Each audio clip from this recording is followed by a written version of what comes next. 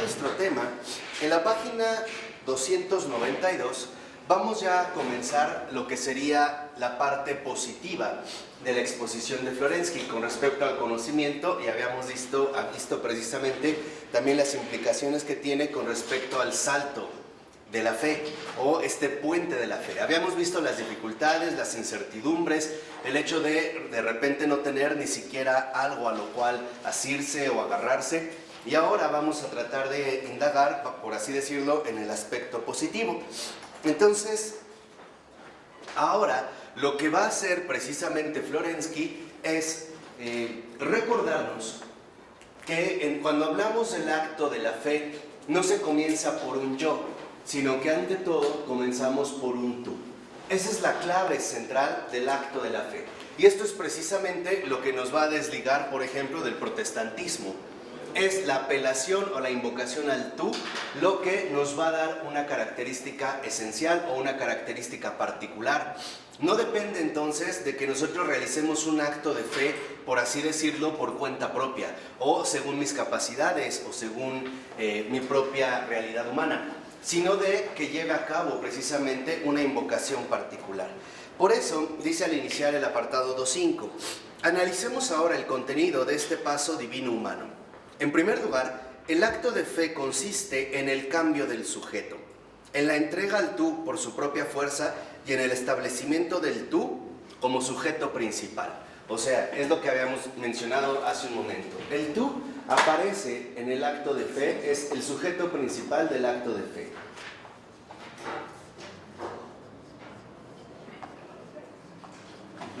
Esa sería, por así decirlo, la primera característica central. El tú aparece como el sujeto principal del acto de fe, no es el yo.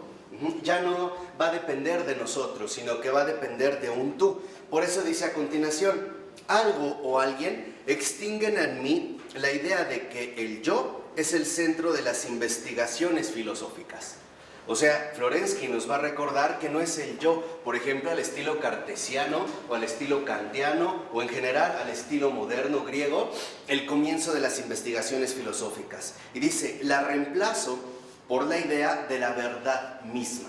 Entonces, aquí Florensky hace una ruptura tajante con respecto a la estructura usual de las investigaciones. O sea, la estructura usual que se basa en el yo. Aquí él dice, no, en realidad el tú, como el sujeto principal del acto de fe, en último término a mí me va a conducir a la verdad misma. Es salir de uno mismo. Es dejar de aferrarse a uno mismo. Romper con las ataduras del yo e incluso eliminar por completo la supuesta primacía del yo. No siendo nada, sino para mí mismo el único dato, yo, que me soy dado a mí mismo, renuncio a esta posesión única de un modo inconcebible y ofrezco a la verdad el único sacrificio que me incumbe. Entonces, aquí, el tú como sujeto principal del acto de fe, que en efecto expresa o manifiesta la verdad misma, en cuanto tal, tiene a su vez, vamos a decirlo así, una dinámica. Para alcanzar este tú, para poder llegar a este sujeto principal del acto de fe, para poder transcurrir según la verdad misma, en un primer momento tenemos que llevar a cabo una renuncia del yo. Ese es el primer paso. De tal manera que entonces esta renuncia significa un sacrificio. Es lo único, va a decir Florensky, que me toca a mí ofrecer. O de hecho, es lo único, dirá también en este sentido Pavel Florensky, lo único que está a mi alcance, o bien que yo podría de cierta manera cómo llevar a cabo. Entonces, esta renuncia del yo nos lleva a la noción del sacrificio. El sacrificio propio. O sea, estoy dispuesto a renunciar a mi propio yo. Estoy dispuesto a renunciar a aquello que, según se había sostenido, representaría en último término a la verdad como hecha bajo mi propia medida. Entonces dice Florensky, no, en realidad para alcanzar la verdad misma tenemos que llevar a cabo un sacrificio, una renuncia. El hecho de renunciar a uno por la verdad misma, por ese tú que se me ofrece. O sea, no sería en este sentido una renuncia ciega o un mero sacrificio simbólico. No, es renunciar al yo para dar paso al tú. E incluso lo veremos en su momento, y ya lo habíamos visto en una ocasión. Se trata de eliminar al yo para dejar que sea él el que aparezca. Lo dijimos, en el acto de fe estamos en una disyuntiva tajante, o él o yo.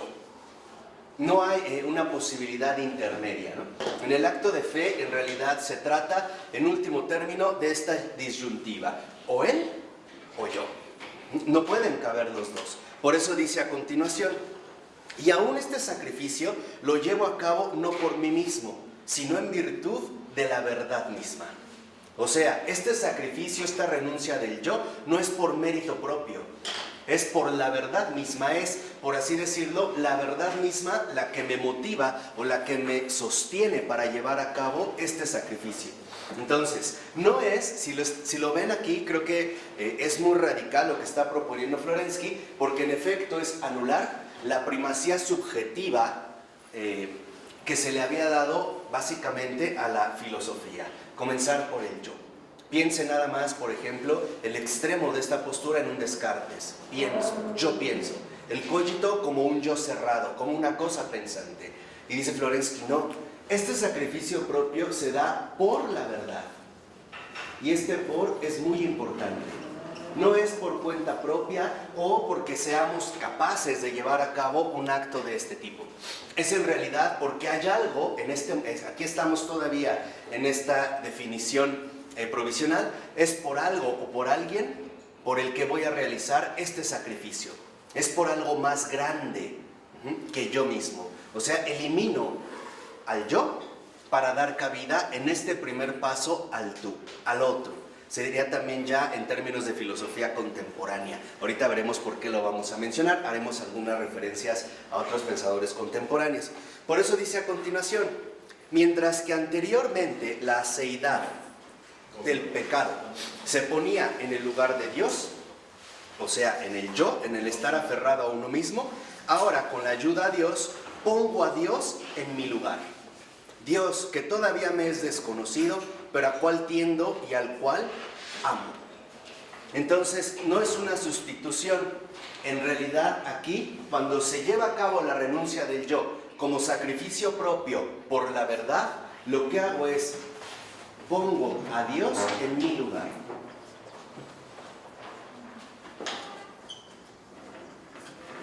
Ya va a ser precisamente Él quien tome la iniciativa de todo. O bien va a ser Él, Dios mismo en este acto, el verdadero protagonista, ¿no?, de la realización del acto de fe. Y esto es lo que yo una vez les había comentado ya. En términos católicos, en términos serios, no está mal ya reconocer de una vez por todas que en último término, aunque yo no tenga fe, la verdad me sostiene. Lo voy a poner en términos tajantes. Aunque yo dejara de creer en Dios, Dios existe de todas maneras. Y eso es lo que me sostiene.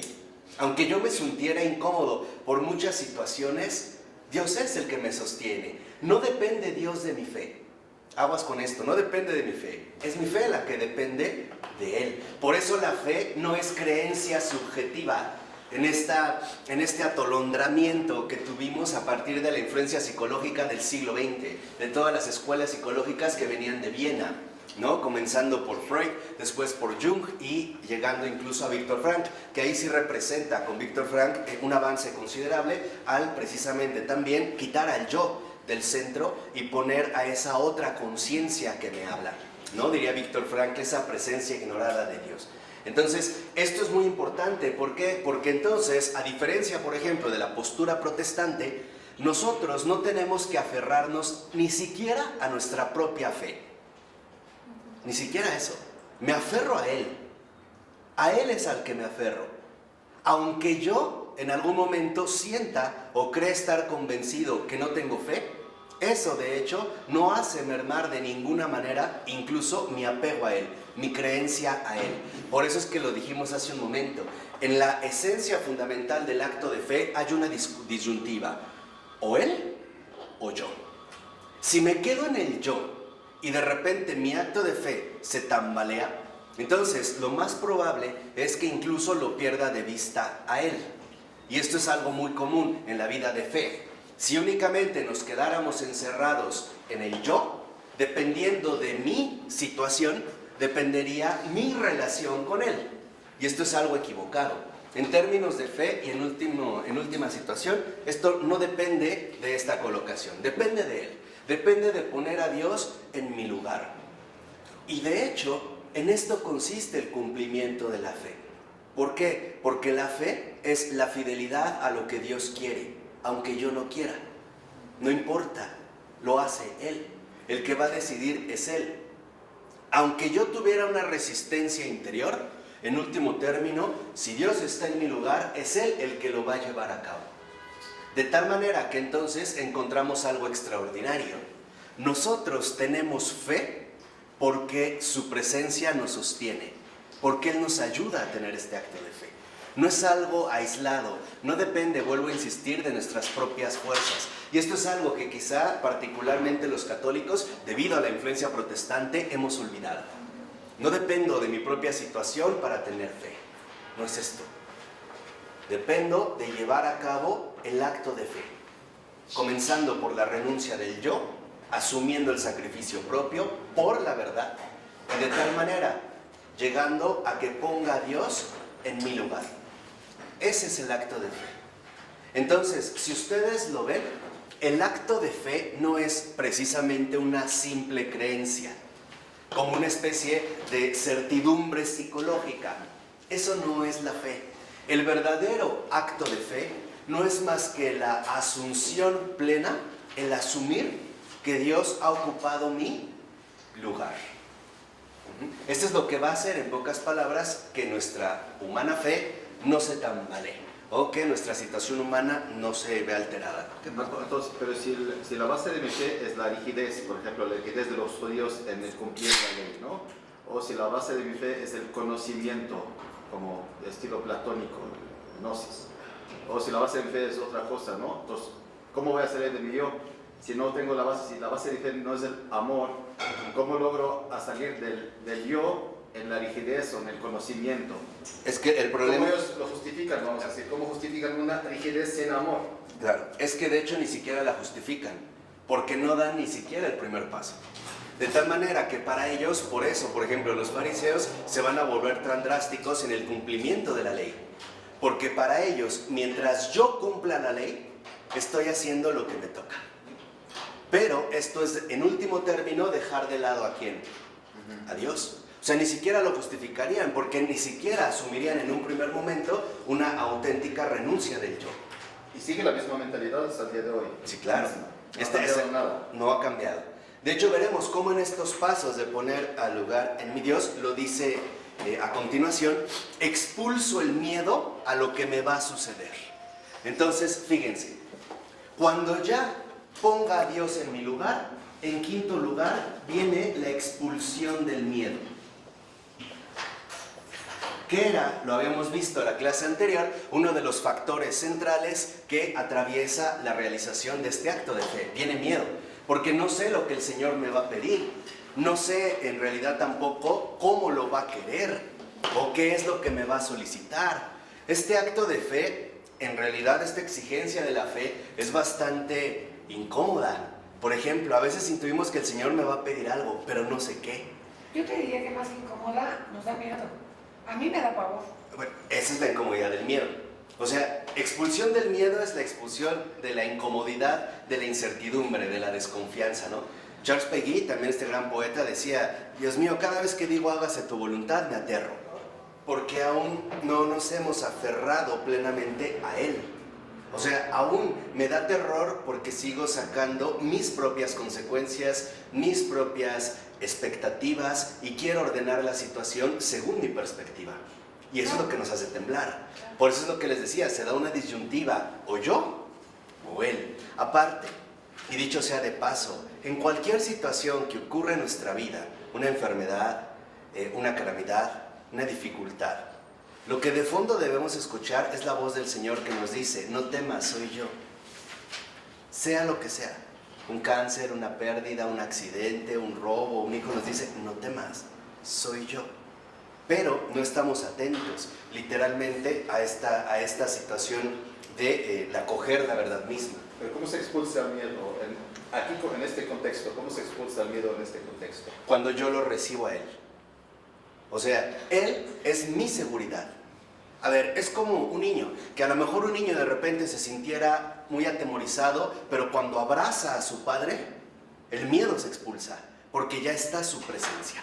Entonces, ¿qué es lo que expulsa, lo que lleva a cabo la expulsión del miedo? La presencia de Dios en mi lugar. Ahora es Él, digamos, literalmente, el que me va a dar esta fortaleza. Les pongo un ejemplo. Santa Faustina, en una ocasión que salía del sagrario, la capilla, tenía que atravesar un pasillo. Y él vio que había dos hombres con malas intenciones. Y vio que uno iba armado, aparte. Entonces, en ese momento, ella al verlos de lejos, pues, tiene una sensibilidad extraordinaria, empieza a sentir miedo. Y de hecho, no había otro lugar por donde pasar. Y ella se queda detenida. Ya no avanza, se llenó de miedo. Entonces se le aparece Jesús y le dice, hija, ¿por qué tienes miedo? ¿No estoy yo aquí contigo? Fíjense, es ya renunciar a su sensibilidad, aferrarse por la verdad, poner a Dios en su lugar. Y en ese momento dice Santa Faustina que sintió una fuerza inmensa. Y cuando iba pasando al lado de ellos, ellos nada más la voltearon a ver y ella volteó y les dijo, alabado sea Jesucristo. Y dice, y los dos pareciera que los partió un rayo, se agacharon y dijeron, en el cielo, en la tierra y en el infierno. Pasó. Ya no hay en realidad un miedo, ya no hay un temor. Entonces esto nos da una clave fenomenológica importante. El miedo en el acto de fe es ausencia de Dios. Eso es lo que genera miedo. Cuando nosotros, incluso en situaciones ordinarias, tenemos miedos o dudas, es porque aún hay ausencia de verdad. Aún no se ha llevado a cabo este acto de manifestación contundente. Y esto es, en principio, lo que va a generar el temor, el miedo. Por eso dice a continuación, ¿no? Expulso el miedo a lo que me va a suceder y con un gesto decidido pongo manos a la obra. Ahora sí. En el sexto paso, lo que viene entonces en último término es la acción. A partir de aquí nosotros ya podemos pasar a la acción. Mientras Él no haya ocupado realmente nuestro lugar, no podremos pasar a la acción. Tendremos dudas, tendremos inseguridades, y si pasa esto, y si pasa aquello, no sé qué hacer. Todavía estamos como en esta lucha continua. Pero cuando ya se ha manifestado Él, en mi lugar, ya puedo pasar a la acción. Y dice a continuación, abandono el borde del abismo y me introduzco con paso firme en el puente, que quizá va a desplomarse. O sea, ya no me estoy fijando en mis propias percepciones. Tal vez se va a desplomar, tal vez no, ya no me importa. Lo único que me importa es saber que estoy con Él y que esto lo estoy realizando por Él. De hecho, eso es lo que nos repiten a diario en la celebración litúrgica. Por Cristo, con Él y en Él. Eso es lo que hace la acción. Yo puedo realizar el acto de fe, la acción que se me pide, porque es por, con y en Él. Por eso es que lo llevo a cabo. Ya no dependo de mis propias limitaciones, incertidumbres, temores, oscuridades, ausencias. La acción la realizo por Él. Aunque el puente se desplome, la realizo con Él, porque Él es el que me va a sostener, y la realizo en Él. ¿Por qué en Él? Porque literalmente lo he aceptado como todo para mí. Ese es el acto de fe. Entonces, lo que estamos viendo es, la fe, vuelvo a repetir, no es una creencia psicológica, La fe es la encarnación del verbo. Esa es la fe. El que tiene fe encarna al verbo. Esa es la fe. Por eso la fe nos va a llevar, diría también Florensky, con muchísima coherencia, nos va a llevar a la divinización, a la santificación. ¿Por qué? Porque el que acoge al verbo se hace uno con Él. Acuérdense en la oración en Juan 17, esa oración tan hermosa, lo que Jesús le dice al Padre: Padre, que todos seamos uno, como tú y yo somos uno. Eso es lo que busca. Entonces, ¿Qué es lo que realizamos realmente en la verdad misma con el tú? Ser uno con Él. Y solo lo puedo hacer por Él, no por mí. Si lo quisiera hacer por propias fuerzas, en realidad nunca podría superar el temor. Pero por eso, nosotros vemos cómo en síntesis el verdadero acto de fe se lleva a cabo por Él, por un tú, por algo o alguien, no por mí. Yo me puedo sentir quebrantado, por eso yo se los decía, yo puedo sentir que no tengo fe, no importa, estoy con Él. Tenga o no tenga fe, me sienta bien o me sienta mal, no importa. Eso ya es irrelevante, porque ya no hay un qué, un yo. Pero eso se necesita mucha valentía para tomar todos los riesgos. Ya no te importan los riesgos, ¿sí? Por eso el Señor nos decía, no tengan miedo, ¿no? O sea, por eso yo les decía, en realidad el cristiano es, en serio, el verdadero cristiano es la persona más valiente del mundo. Decía, si por ejemplo aquí nos quedamos atorados en el miedo, es porque no hemos hecho bien, en último término, el primer paso. Es por eso. O sea, cuando yo todavía tengo miedo es porque hay un yo al que no he renunciado. El problema no está en el quinto. Si no llevan a cabo bien el primer paso, no van a llegar ni al segundo. Así, tal cual. Si no hicimos bien el primero, no vamos a pasar ni al segundo. Y uno lo puede ir rastreando de manera muy, muy clara. ¿Por qué a lo mejor puedo seguir teniendo miedo? Porque algo no me agradó a mí. Porque con algo no estoy de acuerdo. Porque algo me molestó. Porque algo me sigue turbando. O sea, seguimos dándole la voz al yo. Y ya no dejamos que el tú hable. Entonces, el tú en el acto de fe es iniciativa. Es lo primero, no lo segundo. En el acto de fe siempre es primero un tú. Pero lo que quiero que entiendan otra vez es que esto todavía estamos como intoxicados por la mentalidad moderna. No depende de que tengo que hacer un esfuerzo para renunciar. Depende de que lleve a cabo una verdadera aceptación del tú. La aceptación de la iniciativa que el tú me propone. Lo que pasa es que nosotros en nuestra herencia moderna todavía suponemos que la renuncia es propia. Yo tengo que renunciar. Pero esto no lo puedo hacer si previamente yo no me he abierto a la iniciativa profunda del tú, que es la gracia, que es lo que yo les mencioné hace un momento. Esto, por pura condición humana, no lo podemos llevar a cabo. Eso es el acto de fe. O sea, en un sentido profundo, real, auténtico, espiritual, la fe consiste en dejarse ayudar. Esa es la fe. En dejarte ayudar, en dejar que sea ese tú, ese otro alguien, ese él, el que tome la iniciativa y te ayude a realizarlo. Ese tú es Dios. Claro, ese tú es Dios. De tal manera que entonces el acto de fe lo que involucra es un abandono a Él. O sea, un abandono real precisamente a su iniciativa. Y entonces yo tengo que renunciar a mi libertad. No, tengo que afirmar mi libertad. ¿Cómo? A través de una renuncia.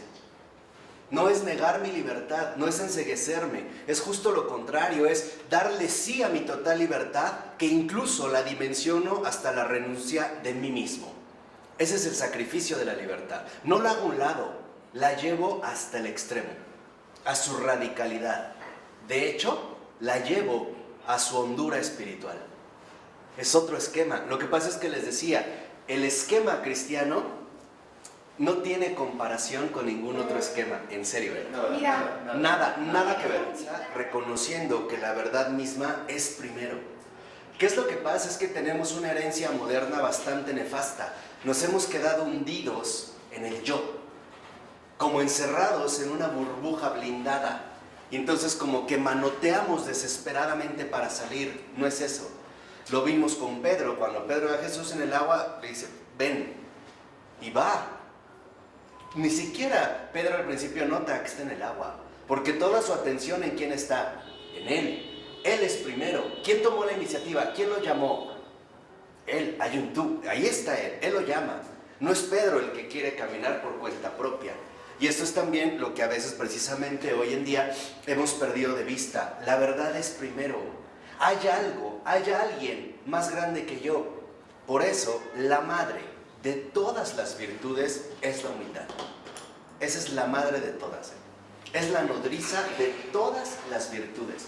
Se lo dijo a Santa Catalina de Siena, se lo dijo a Concepción Cabrera de Armida, se lo dijo a Santa Hildegarda, se lo dijo al Padre Pío, se lo dijo a todos. Por eso la oración del Padre Pío es tan fuerte y que acaba de pasar también su fiesta, fue el lunes, el Santo Padre Pío.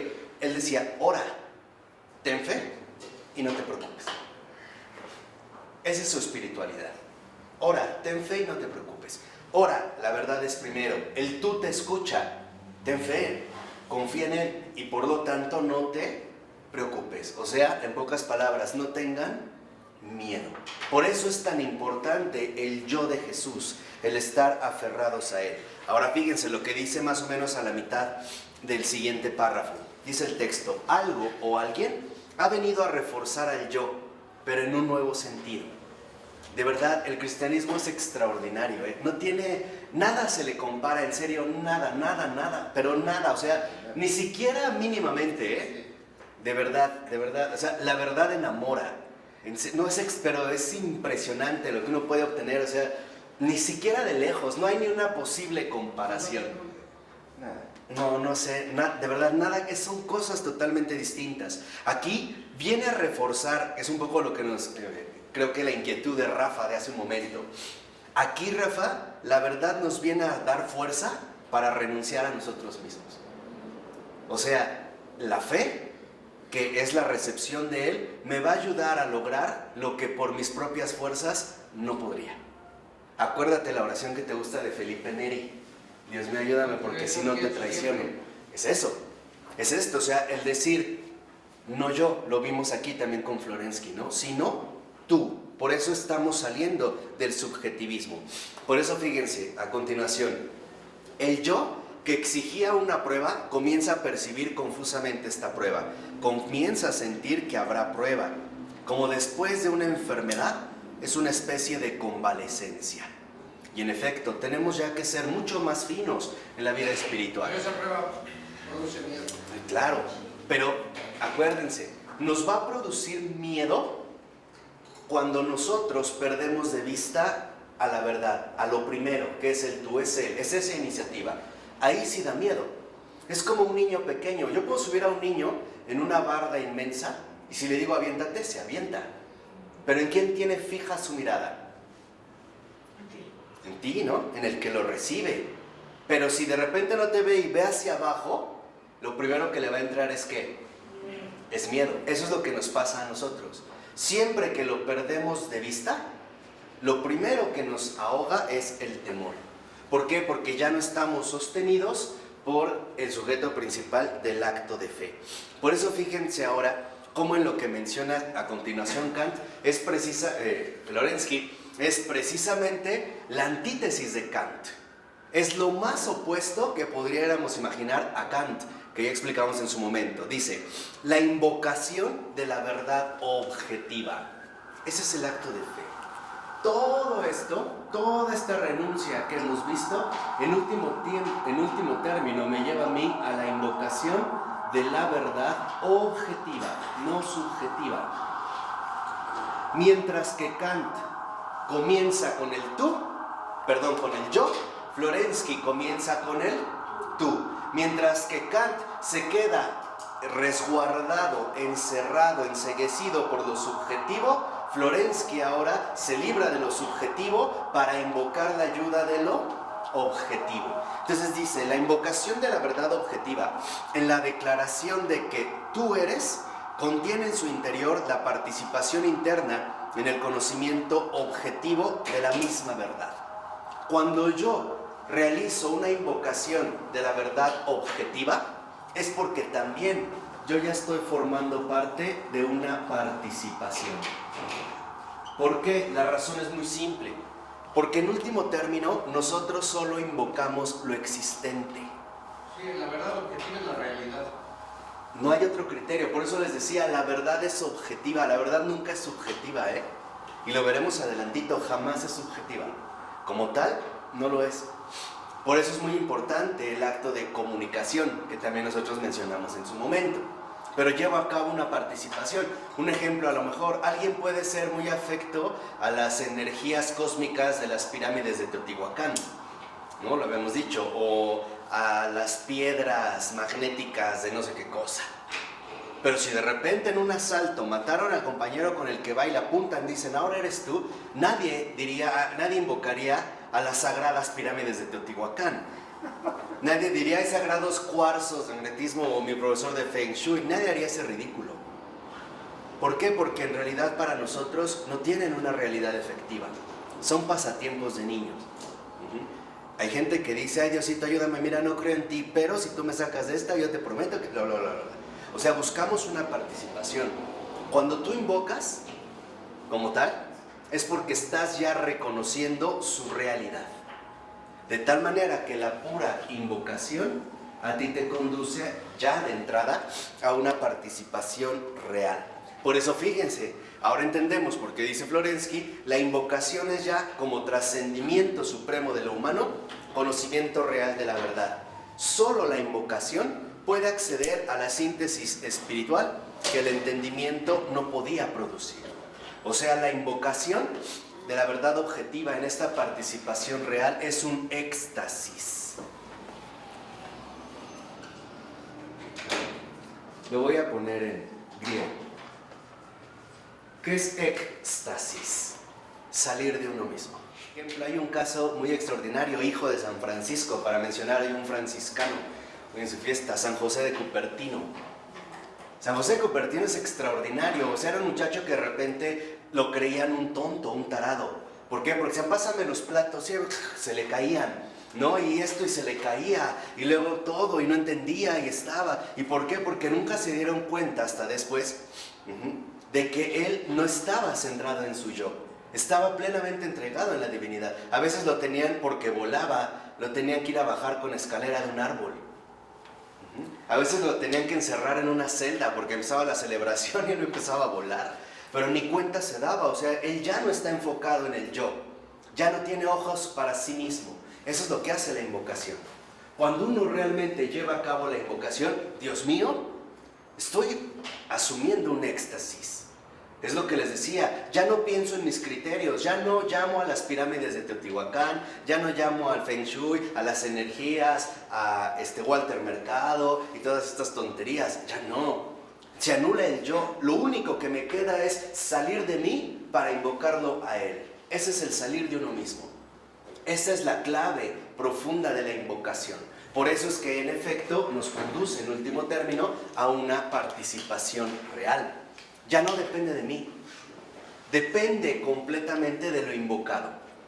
Por eso lo que dijimos, ora, ten fe y no te preocupes. Si lo has invocado, ¿por qué te preocupas? Ya lo has dicho, ya lo has invocado.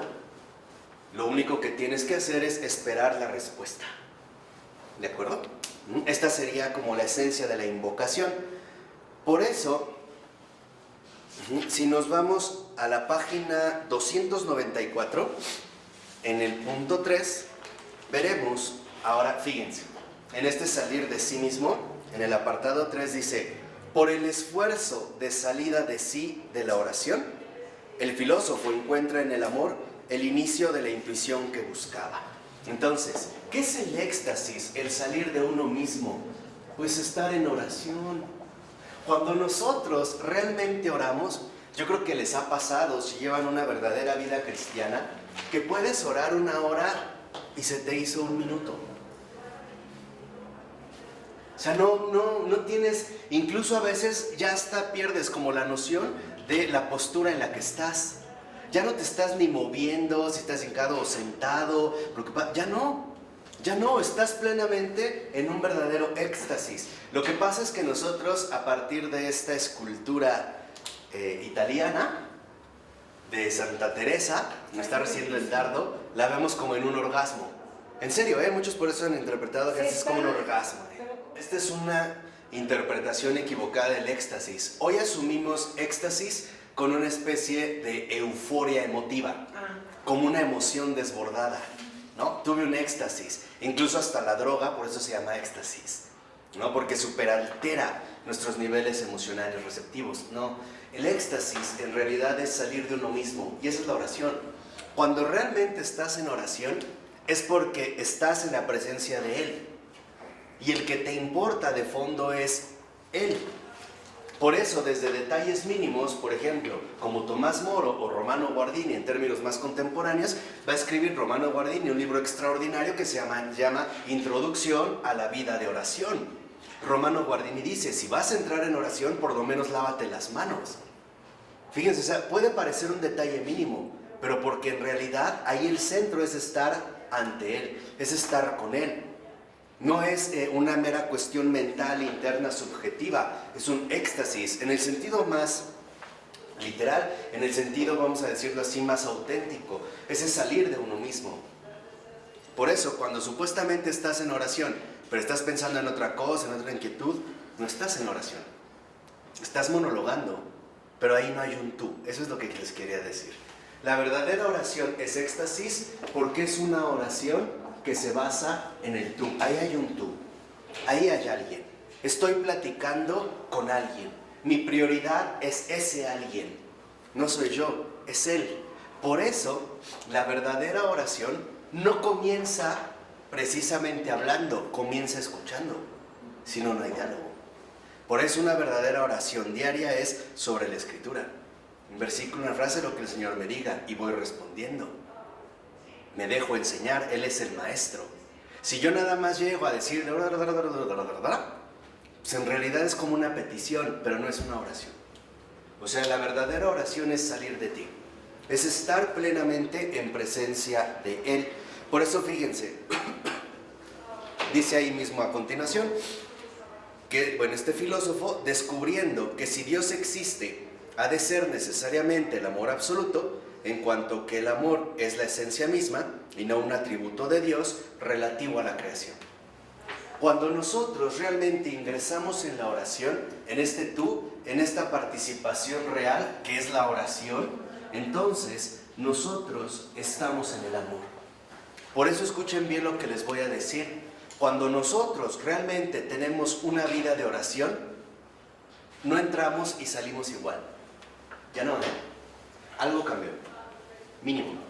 Puede ser desde una molestia, una inquietud, un anhelo, una aceleración, pero no salgo igual. ¿Por qué? Porque literalmente estoy llevando a cabo una profunda participación real en el amor. O sea, en el amor, en el Dios amor. Ahorita van a ver por qué ya no le pongo ni artículo ni verbo. En el Dios amor. Es tanto como decir, si realmente yo me metí a nadar al mar, no salgo seco. Salgo húmedo, salgo empapado. Y esa es la oración. Por eso, en pocas palabras, la oración es, por así decirlo, empaparse de Dios. De todo lo que Dios quiere darme o quitarme en determinados casos. Hay oraciones para recibir. Hay oración para entregar. No es la misma. Y sus dinámicas. Hay oración para recibir y hay oración para entregar. Por ejemplo, hay un modo de oración particular para entregar aflicciones, preocupaciones, miedos. Y hay un modo particular de recepción. O sea, el disponerme abiertamente a lo que el Señor quiere que reciba, a los dones que recibo. Pero es la mejor.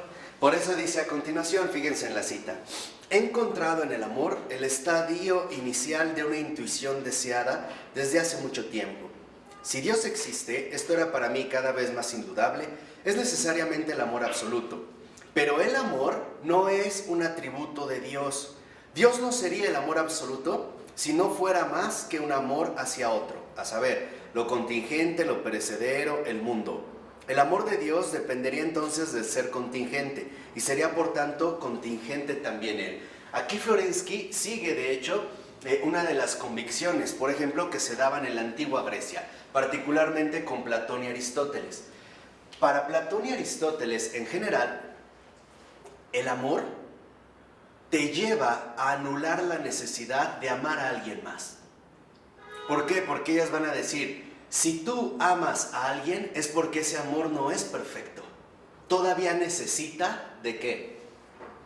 De otro. Ajá. O sea, pero entonces dicen ellos, eso no es, o sea, eso no sería el amor absoluto. Si tú necesitas de alguien, si tú amas todavía a alguien o algo, es porque tu amor no es absoluto. Aún tendría una determinada carencia. Esto ya sabemos que en términos cristianos es justo lo opuesto. Lo vimos cuando hablamos de la Trinidad. Es el donarse sin temor y el recibir. Pero aquí a lo que nos conduce Florensky es reconocer que el amor no es un atributo más de Dios. Dios no tiene amor. Dios es amor. Decir Dios y decir amor es exactamente equivalente. No hay distinciones. Si yo hablo del amor como del amor absoluto, en realidad estoy hablando ¿de quién? De Dios. Si yo hablo de Dios realmente, estoy hablando realmente del amor. Entonces, la oración no es más que invocar al amor. Invocarlo para que nos permita participar de su propia realidad. O bien, por decirlo así, para llevar a cabo una profunda purificación, una profunda integración. Por ello, no es nada raro que en la verdadera oración haya bastantes lágrimas.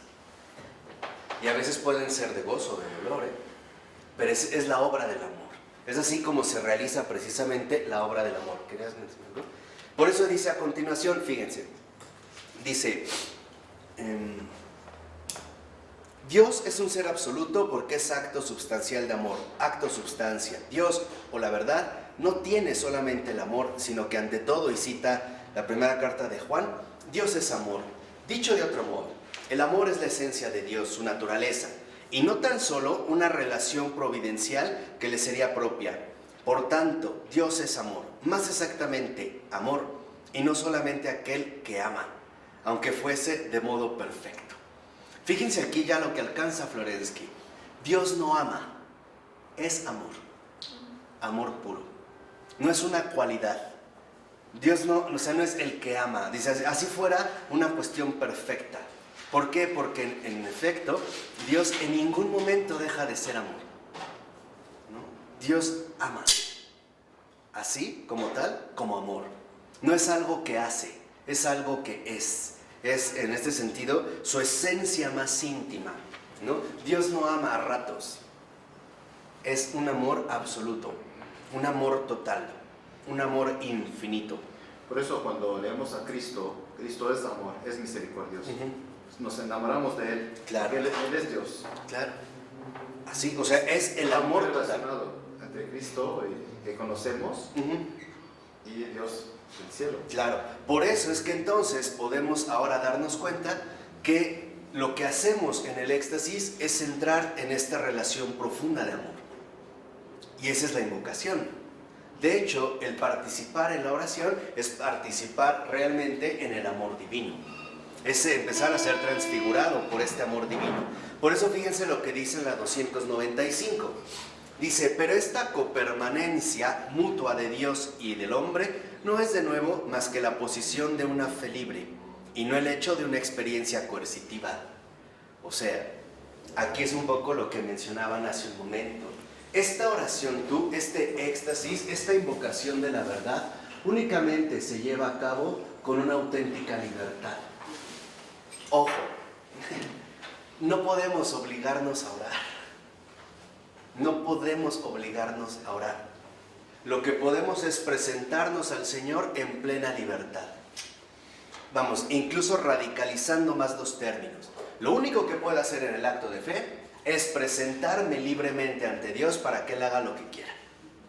Es lo único que puedo hacer. No puedo obligarme, ¿no?, a ingresar a esta participación real. Por eso es que nos recordó Florensky. Comenzamos con una invocación. Y esta invocación es la más auténtica libertad humana. O sea, el reconocimiento de su propia pequeñez, el reconocimiento de su insignificancia y por lo tanto también el reconocimiento de algo más grande que él mismo, donde ya no hay un yo. Soy libre para dejarme ayudar, en pocas palabras, para dejarme amar, para dejarme tomar literalmente por el amor, de tal manera que no es raro decir que en la oración uno está poseído por el amor. Somos posesión del amor. El amor se posesiona de nosotros. Por eso les decía, después de cada oración no somos los mismos. Algo cambió. Algo. Perceptible o imperceptiblemente, pero algo cambió. Por eso dice a continuación, las cartas de Juan están casi exclusivamente consagradas a esta interdependencia entre el amor y el conocimiento. Y lo cita, ¿no? Amémonos los unos a los otros, porque el amor es de Dios y quien ama ha nacido de Dios y conoce a Dios. El que no ama no ha conocido a Dios, porque Dios es amor.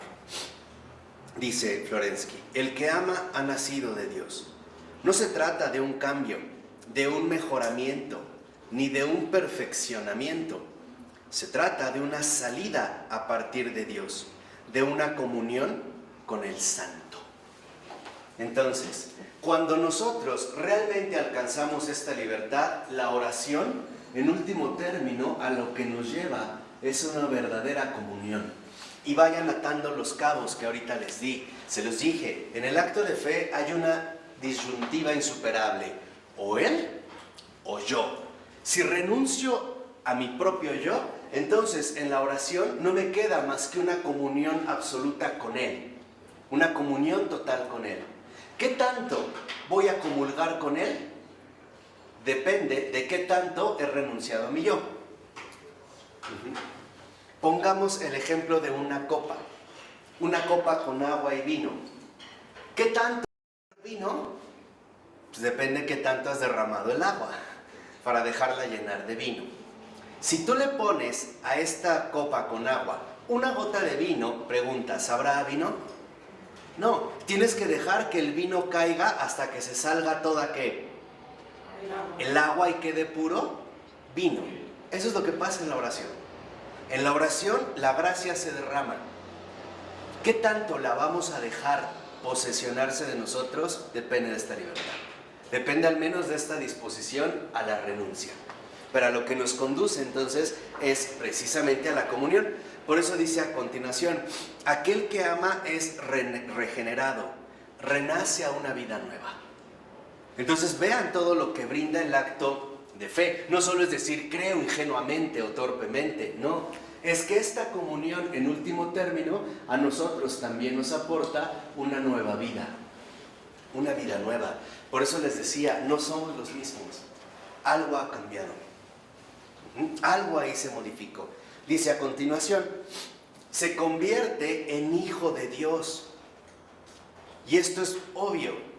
Si el Hijo de Dios, el Verbo encarnado, Cristo el Señor, Jesús el Hijo de María, es el único que está en una verdadera comunión con el Padre, ¿qué pasa entonces cuando nosotros entramos en una verdadera comunión con Jesús? Estamos en una verdadera comunión con el Padre. Este es, digamos, como uno de los milagros que se lleva en la oración. Por eso dice, adquiere un ser nuevo y una naturaleza nueva. Estaba muerto y ha vuelto a la vida. Y pasa así a otro dominio de realidad. Fíjense qué interpretación tan bonita da Florensky del hijo pródigo. Regresa de la muerte. Y cuando está con el Padre, para Florensky, lo que nos indica es que hemos regresado a la vida de oración. Ya dejamos de perder el tiempo en cosas inútiles, ¿no? Dice el Evangelio, en una vida disoluta, para regresar de nuevo con el Padre. Ahora fíjense, cuando nosotros nos disponemos a regresar con el Padre y decimos, Padre, he pecado contra el cielo y contra ti, el Padre ya nos estaba esperando. Que el Padre lo viera de lejos significa que a cada momento el Padre estaba esperando el regreso ¿de quién? Del Hijo. Y entonces cuando nosotros regresamos a la vida de oración, ¿qué creen? Hay fiesta en el cielo. ¿Por qué hay fiesta en el cielo? Porque ahí se está generando una vida nueva. Ahí se está engendrando, se está configurando, está emergiendo un Hijo de Dios. Por eso fíjense lo que dice a continuación, que los otros, los que tienen el corazón petrificado, continúen imaginándose que sigue siendo el mismo, nada más que un hombre. Entonces, aquí vale la pena mencionar algo. Entre nosotros, que una vez ya se los había dicho, esos otros no los rechazamos, pero sí los distinguimos. O sea, sí distinguimos a los de corazón petrificado. ¿Cómo te puedes dar cuenta si una persona lleva una vida de oración o no? Si no la lleva, sigue siendo el mismo. Es más, no solo el mismo, empeora. El que lleva una vida de oración cambia, algo ha cambiado. Puede ser a veces más drástico o a veces menor, pero algo ha cambiado. Ha resurgido, dice, estaba muerto y ha vuelto a nacer. Por eso dice a continuación, de hecho, en las profundidades invisibles de su alma perdida, se ha producido una misteriosa transubstanciación. Eso es lo que hace la oración. La verdadera oración, como nueva vida, como comunión, en efecto a nosotros nos lleva a la transubstanciación. ¿Sí se escribe así? Con C. A su transubstanciación. Sí, va bien. Con doble C, ¿no? Acción. Sí, pero sí. Esa es la oración. Justamente la transubstanciación es el fruto más hondo del verdadero acto de fe. O sea, en términos más filosóficos, si llevamos a cabo la renuncia del yo, lo ganamos a él. No le estorbo. ¿Cuál es la recompensa? La vida eterna. La vida de Dios mismo. La inclusión en el amor. Por eso en la oración lo que más uno percibe hondamente son estas renuncias al yo. Por ejemplo, cuando queremos algo y el Señor nos dice no. O al revés, cuando no quiero algo el Señor me dice sí. Esta es la lucha, o sea, esta es parte de esa comunión, es parte de esta nueva vida. De tal manera que entonces, si la verdad es primero, la verdad en la transubstanciación también aparece como lo último. Por eso el Señor nos había dicho ya desde el Apocalipsis, ¿no? Yo soy el alfa y la omega. Yo soy el principio y el fin. Todo lo que se lleva a cabo precisamente en el acto de fe, a partir de toda esta dinámica, incluso hasta alcanzar esta transubstanciación, esta misteriosa transubstanciación. Por ello no es casual que ha habido santos que incluso al entrar en oración se transfiguran. Su rostro levitan, o sea, ya están siendo realmente partícipes de algo que los inunda, ¿no? San Serafín de Sarov, en una vez con Motovilov, que era como su discípulo, le dijo, ¿qué tienes, padre? ¿No? Batiushka. Dijo, ¿por qué? Dijo, te brilla la cara. No, ya no te reconozco, ¿no? Te brilla la cara. En el último renglón de la otra cita de la 295 dice el texto, el que ama ha pasado de la muerte a la vida, de este mundo al reino de Dios. Se ha hecho partícipe de la naturaleza divina, y cita la segunda carta de Pedro. Ha emergido en el mundo nuevo de la verdad, donde puede crecer y desarrollarse. En él permanece la semilla divina, de la vida divina, cita Juan, la semilla de la verdad y del conocimiento auténtico. Y fíjense cómo lo resume en el siguiente renglón. Dice, la fe ha sido el comienzo de la divinización en el amor. Entonces, aquí es donde vemos cómo la fe y el conocimiento se tocan, se juntan. ¿Para qué? Para dar paso a la divinización en el amor. Lo que realmente hace milagros es el amor. Lo que realmente es la fuente de cualquier milagro es el amor. De tal manera que entonces este amor se desborda en nosotros cuando lo recibimos. ¿Y cómo es que lo vamos a recibir? Cuando renunciemos. Cuando estemos nosotros dispuestos a renunciar a este yo. Cuando, en pocas palabras, nos dejemos tomar completamente por el amor. En todo, Por eso les decía, en todos los aspectos, en lo que pienso, en lo que siento, en mi pasado, en mi presente, en mi futuro, en mis acciones, en mi espíritu, en mi alma, en mi mente, en todos los ámbitos de mi persona. De tal forma que no quede nada, por así decirlo,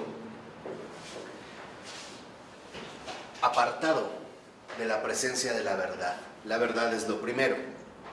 Por ello, en los últimos 3 renglones de este párrafo, dice el texto, fíjense qué hermoso, dice, Florensky se dispone pues a elaborar una filosofía de la revelación, una vez que el cielo ha admitido al filósofo.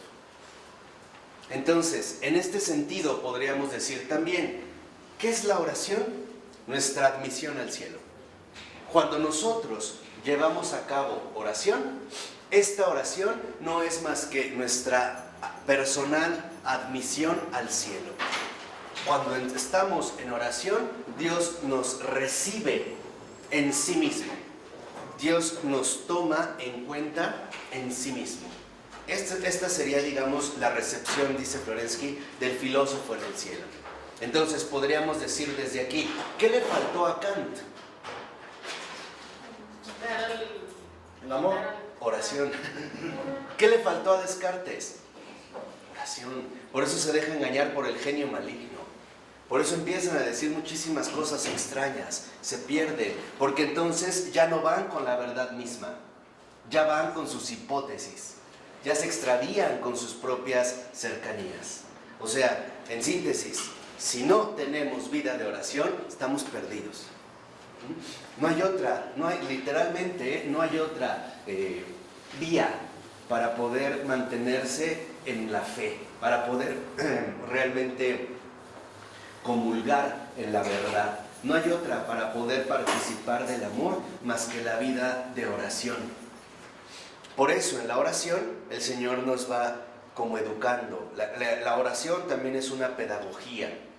Es más, para nosotros, en serio, la oración es más importante que respirar, tal cual. Y no digamos que comer, que respirar. La oración es la fuente de vida en nosotros, es la fuente de vida nueva, como nos decía el Señor, ¿no? Esa fuente de agua viva. Si nosotros no ingresamos a esta fuente, nos resecamos, nos secamos, nos extraviamos. Por eso es que la oración es diaria. Un día sin oración es ponerte en peligro mortal. Si un día no haces oración, estás en peligro. Tal cual, se requiere realmente mucho más que el aire que respiramos. Bueno, en el nombre del Padre, del Hijo y del Espíritu Santo. Amén.